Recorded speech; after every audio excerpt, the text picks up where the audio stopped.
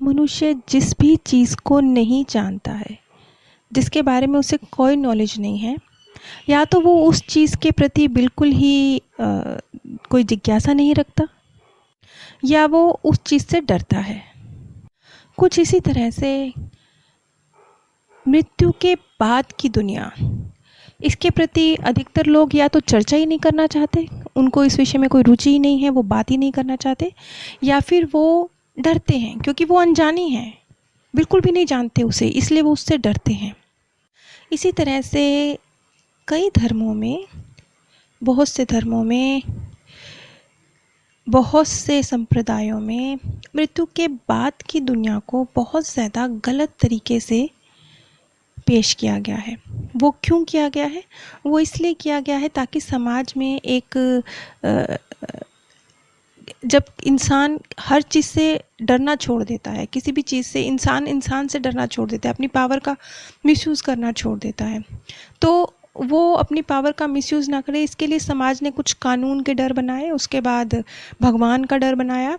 तो ये डर बनाए तो गए थे इसलिए ताकि जो मनुष्य है वो सही तरीके से करे कार्य, लेकिन वक्त गुजरने के साथ साथ इसमें बहुत सारी चीज़ें ऐड होने लगी जो कि सत्य नहीं थी।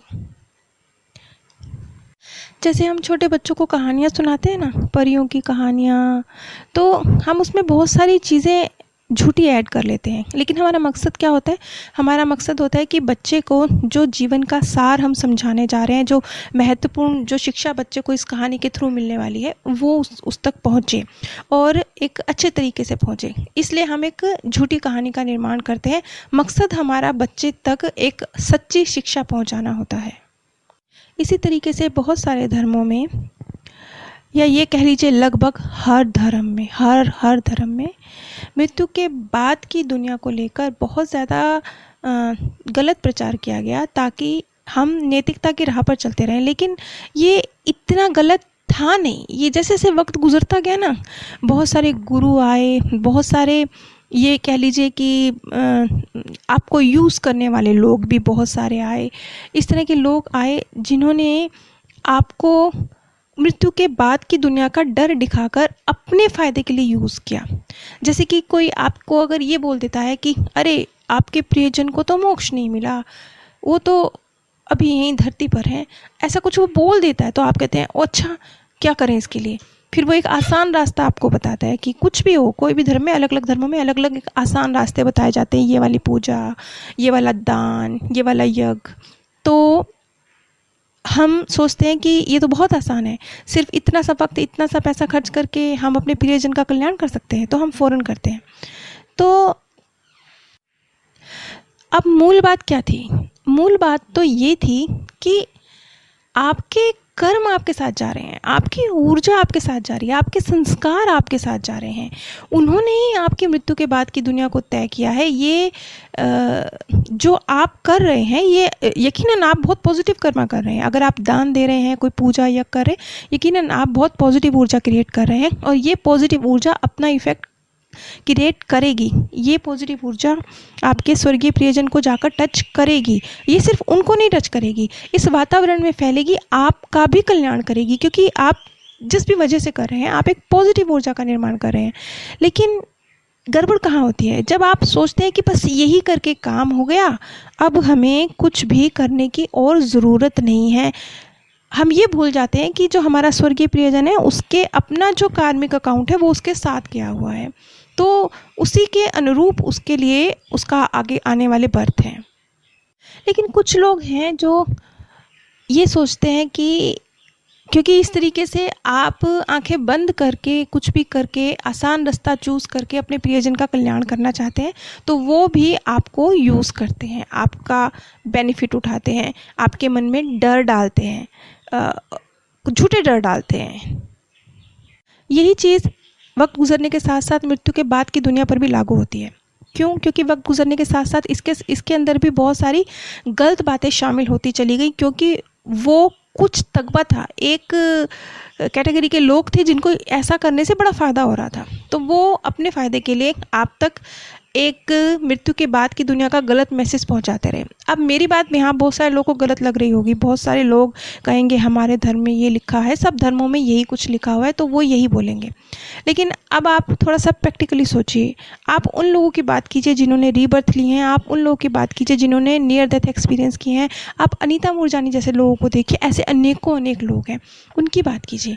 उन्होंने किस तरह का वर्णन किया है? क्या उनका वर्णन बहुत सकारात्मक नहीं है? क्या उन्होंने एक उस दुनिया का वर्णन किया जिसका डर आपको दिखाया जाता है? नहीं ना। अब एक चीज़ और है, अब जैसे मैंने ये कहा कि नहीं, मृत्यु के बाद की जो गलत बातें आपको बताई गई हैं वो नहीं है, तो अब एक और सवाल आएगा, तो क्या यहाँ पर जो लोग गलत कर्मा करते हैं उनका कोई हिसाब ही नहीं है? बिल्कुल हिसाब है। मैंने आपको पहले भी बताया कि इस तरह की सोल्स को एक बीमार सोल्स की कैटेगरी में रखकर उनका इलाज किया जाता है, और आगे का जो आपका जीवन होता है वो आपके कार्मिक अकाउंट, आपके संस्कारों के अनुरूप ही होता है, और मृत्यु के बाद की दुनिया जो आपके लिए है वो भी आपके कार्मिक अकाउंट और आपके संस्कारों के अनुरूप ही है। इसलिए इस ख्याल को अपने दिमाग से निकाल दीजिए कि क्या इस जन्म में किए गए गलत कर्मों का हिसाब वहाँ पे नहीं होता? हिसाब होता है, लेकिन हिसाब किस सेंस में होता है? इस सेंस में होता है कि आप कोई लेसन गलत पढ़ के आए हैं या आपको आता नहीं है, तो आपको मौका दिया जा रहा है आत्मा लोक में उस लेसन को इम्प्रूव करने का, ताकि धरती पर जाकर आप उसी लेसन को बहुत अच्छी तरीके से इम्प्रूव भी करें, परफॉर्म भी करें, अच्छे तरीके से करें और अपने स्तर को ऊंचा करें। इस तरह का एक मौका प्रदान किया जाता है। तो अब हम बात करेंगे पास्ट लाइफ रिग्रेशन के दौरान जो ये हम अपने कर्मा करके जाते हैं ना इस धरती पर, उनका न्याय किस तरीके से होता है।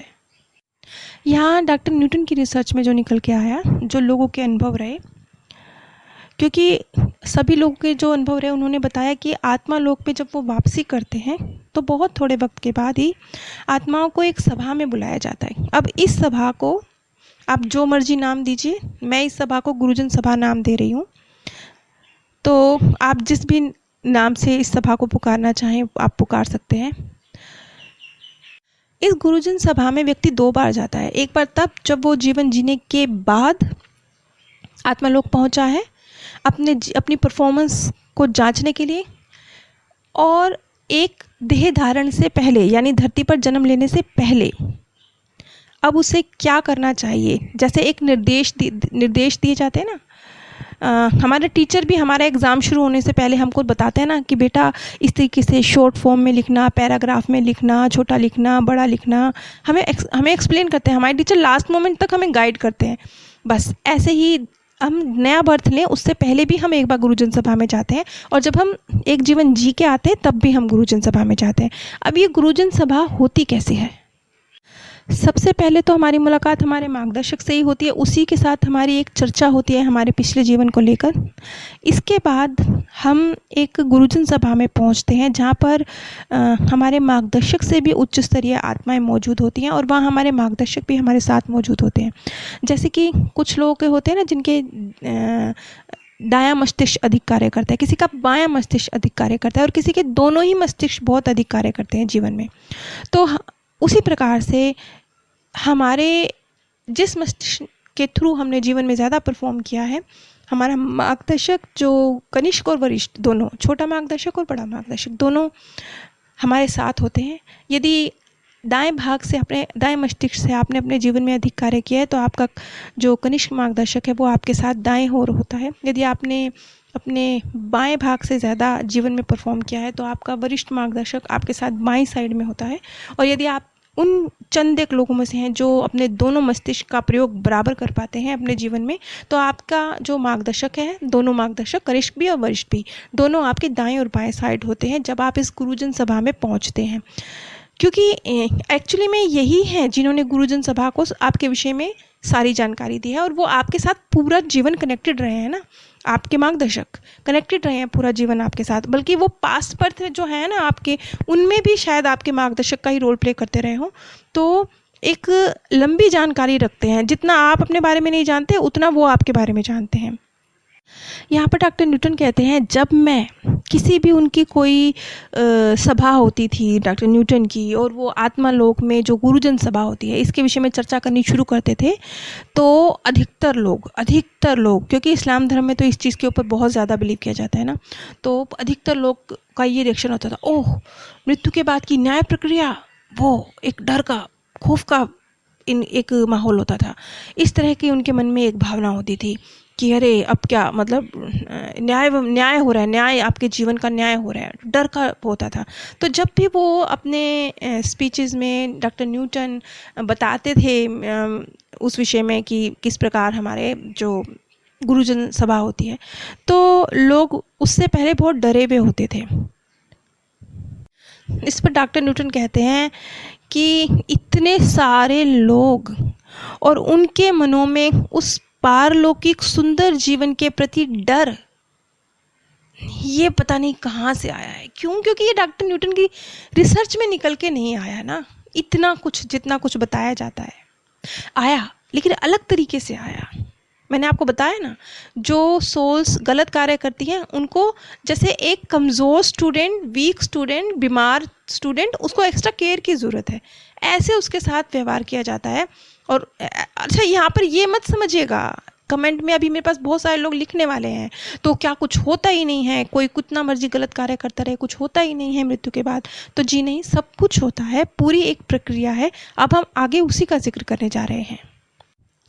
अब जैसे धार्मिक संस्थाएं हैं या अदालतें हैं या हमारी आर्मी है, ये सब क्या कार्य करती हैं? ये सब समाज में नैतिकता को बनाए रखती हैं। जो न्याय है उसका एक, पुलिस है तो डर की वजह से आपके अंदर आप न्याय करके चल रहे हैं, और अगर धर्म है आपके अंदर तो आप नैतिक डर है आपके अंदर, आप उसके अनुरूप न्याय करके चल रहे हैं। लेकिन मृत्यु के बाद की दुनिया में ऐसा भी डर नहीं है। वहाँ पर आपकी चेतना का स्तर आपका न्याय कर रहा है। यहाँ पर इस बात को भी समझिए कि ये डर कहाँ से आया है।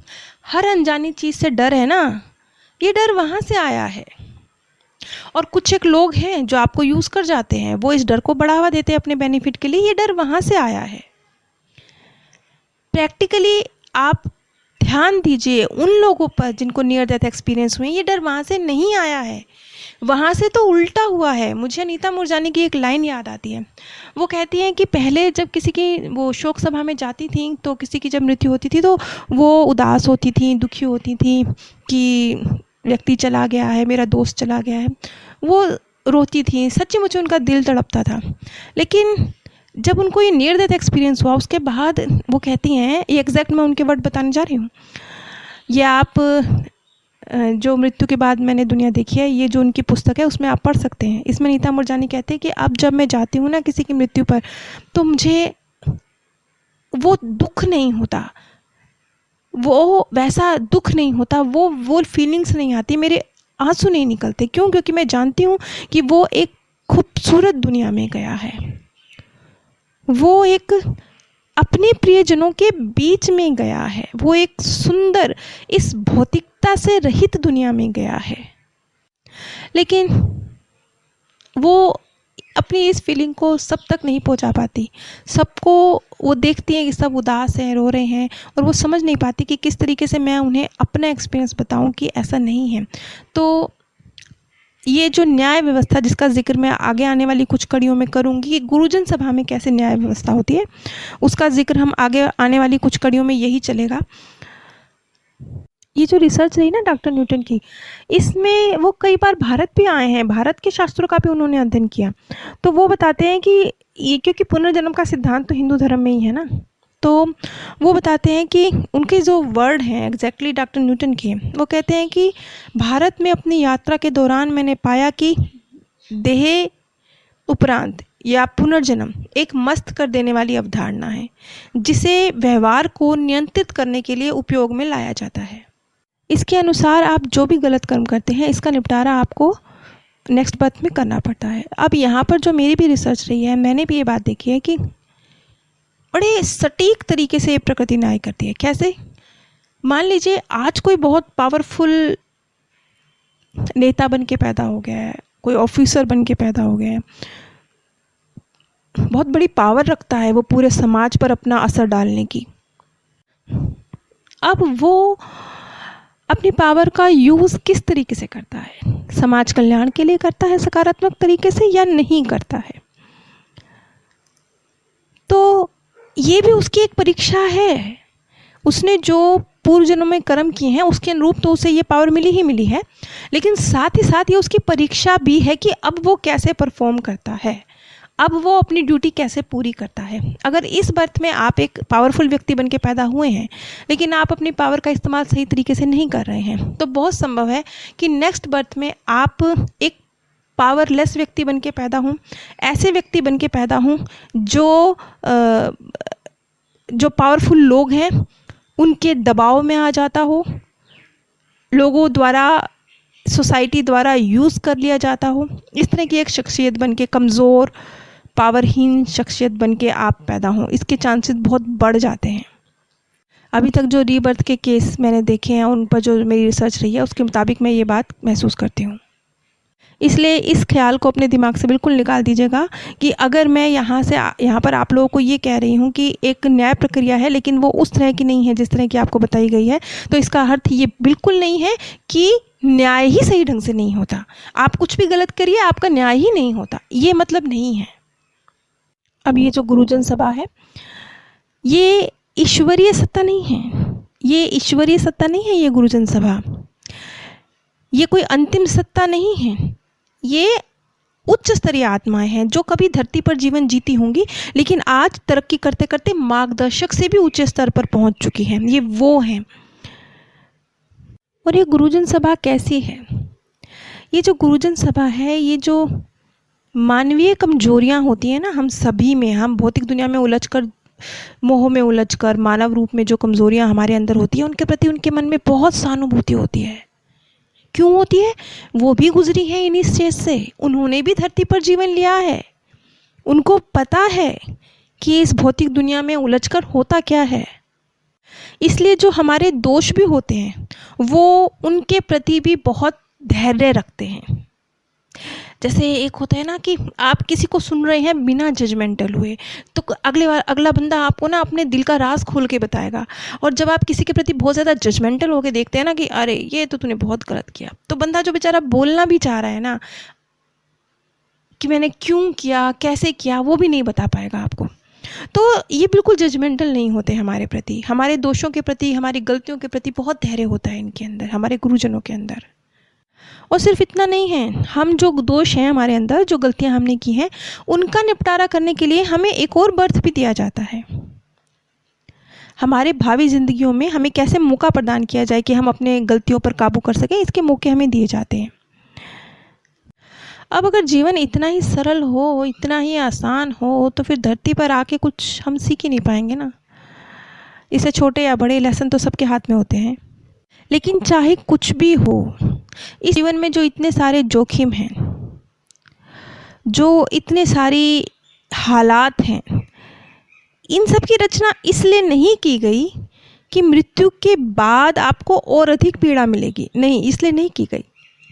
वो तो घर है ना आपका, आपको समझ के आपको आराम प्रदान किया जाता है उस स्थान पर। अब अगली कड़ी में हम जिक्र करेंगे कि ये जो गुरुजन सभा होती है, किस तरीके से इनका व्यवहार हमारे प्रति होता है, और हम खुद, क्योंकि हम भी तो भौतिक शरीर की बोझ से बाहर है ना, अब हम भी तो सोल है ना, हम खुद कैसे अपना मूल्यांकन करते हैं, अपने जीवन का मूल्यांकन करते हैं, क्योंकि अब हम भी वहाँ इंसानी रूप में नहीं हैं, आत्मा रूप में हैं। तो जो हमारा नज़रिया होता है ना अपने जीवन का मूल्यांकन करने का, वो भी कुछ और होता है। ये ऐसा नहीं होता जैसा इस धरती पर अब हम कर रहे हैं। नीचे डिस्क्रिप्शन बॉक्स में मेरे second channel path of happiness का लिंक प्रदान किया गया है। अगर आप सरल तरीके से इन जानकारियों को जानने के इच्छुक हैं तो आप एक बार उस चैनल पर ज़रूर विजिट कीजिए। आप सभी पर परमात्म सौंदर्य, प्रेम और आनंद सदैव बरसता रहे। आप सभी दिव्य परम धाम में स्थान प्राप्त करें। मनुष्य